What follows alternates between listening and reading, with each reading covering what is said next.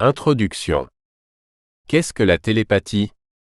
La télépathie est la capacité supposée de transmettre et de recevoir des pensées, des émotions ou des images mentales, sans l'utilisation des 5 sens traditionnels.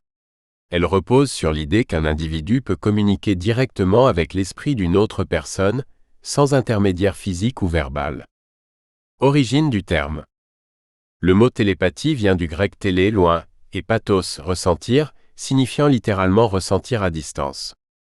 Il a été popularisé à la fin du XIXe siècle par le chercheur Frederick W. H. Myers, cofondateur de la Society for Psychical Research, qui étudiait les phénomènes paranormaux et extrasensoriels.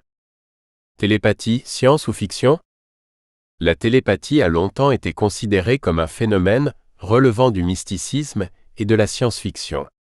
Toutefois, certaines recherches en neurosciences et en physique quantique soulèvent des questions sur la possibilité d'une transmission d'informations non conventionnelles. Les recherches scientifiques. Études en parapsychologie. Depuis les années 1930, des expériences, notamment celles menées par le Dr J.B. Rhine, ont tenté de prouver l'existence de la télépathie à travers des tests de cartes Zener et d'autres expériences contrôlées. Les résultats sont controversés, mais certains chercheurs suggèrent des corrélations statistiquement significatives. Les ondes cérébrales et la communication neuronale. Des études récentes sur les neurones miroirs et la synchronisation des ondes cérébrales indiquent que nos cerveaux pourraient être capables d'émettre et de capter des signaux imperceptibles à nos sens habituels. Les expériences de brain-to-brain communication. Des chercheurs ont réussi à établir des connexions entre cerveaux humains à l'aide d'appareils de stimulation cérébrale et d'électroencéphalographie, EEG, ouvrant la voie à une forme de télépathie assistée par la technologie. Les différents types de télépathie. Télépathie intuitive. Ressentir les pensées ou émotions d'une autre personne de manière spontanée.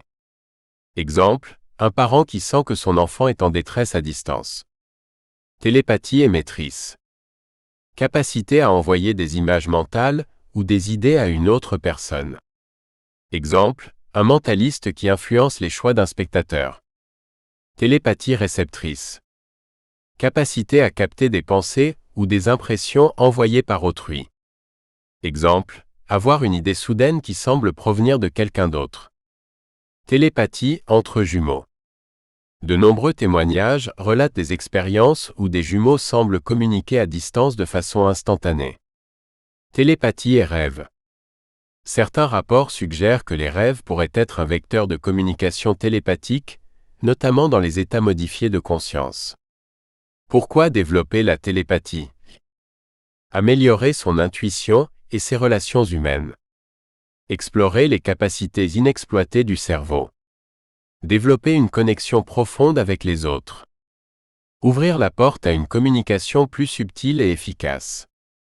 La télépathie, qu'elle soit un phénomène réel ou un simple mythe, suscite la curiosité et pousse à explorer les limites de la conscience humaine. Dans les chapitres suivants, nous allons voir comment entraîner et développer ces capacités latentes. Mythe ou réalité, l'état des recherches scientifiques. La télépathie, longtemps considérée comme un phénomène paranormal ou relevant de la science-fiction, a suscité l'intérêt de certains chercheurs au fil des décennies. Si aucune preuve scientifique irréfutable n'a encore été apportée, plusieurs expériences ont tenté d'explorer cette capacité de communication mentale directe. Les expériences historiques sur la télépathie.